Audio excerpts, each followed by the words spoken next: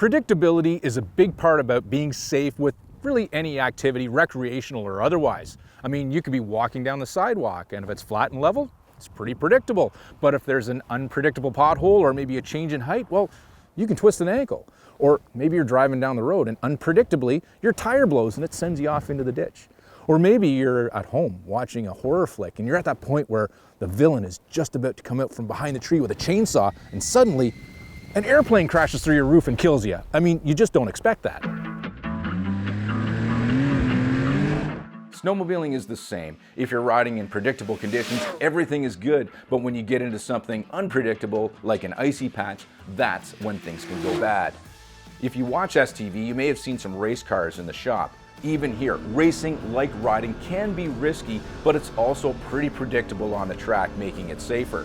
One of those reasons is that everyone on the track is going the same way.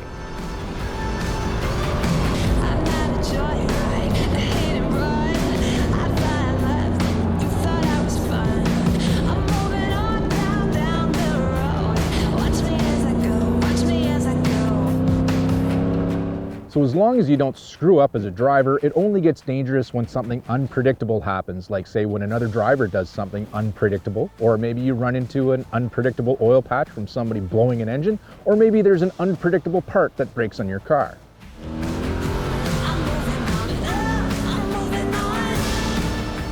On the track, there's marshals to give you information so you can predict what's ahead, like a caution or a debris flag. This helps a lot as a driver, but that's something you're not going to get on the trails. So on your sled, the more predictable you can make things, the more risk you take out of the ride.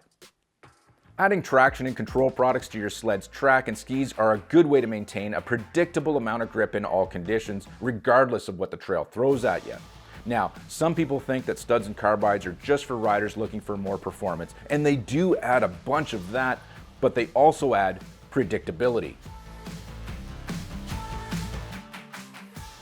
Let's face it, snowmobiling happens on snow and ice, basically slippery conditions, especially in corners as sleds are often polishing the surface as they're braking into it and then accelerating out.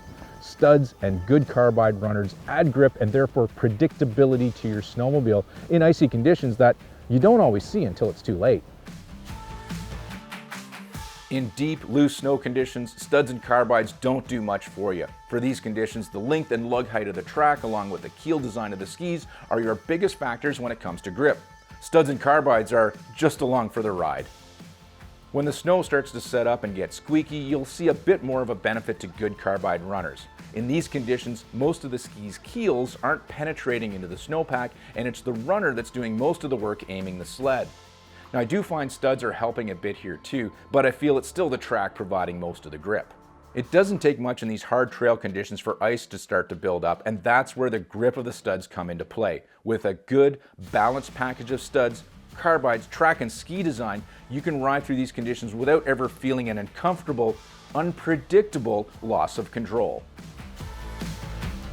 As a rider, you're always going to have to adjust to conditions because the amount of grip on the trail is always changing. By adding studs and good carbide runners to your sled, you're going to be carrying that grip with you for those times that there's just none to be found on the trail.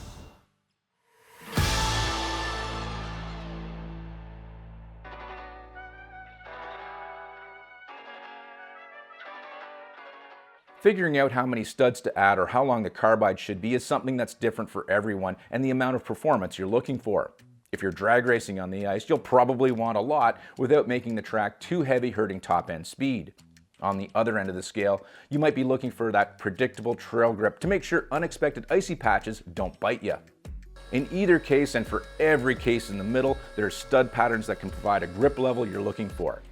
Numbers might be as few as 50 or so, which add a good amount of grip for simple trail riding, right up to designs with over 200 studs in them for riders looking for the ultimate amount of traction. There's also variations in stud design and the amount of penetration, which is the amount the stud sticks out beyond the lug, that can also have an effect on grip. To help you figure out what you need, it can be as simple as having a conversation with a snowmobiling buddy or dealership that has experience with studs. Or you can go online to sites like Woody's, where they have a hookup traction guide to help you choose what's right for you and suggest a corresponding runner as well.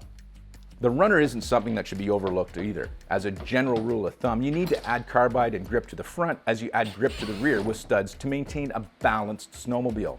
Exactly how much runner is a personal preference because as you add carbide, the steering input will also go up, so that's something to consider as well.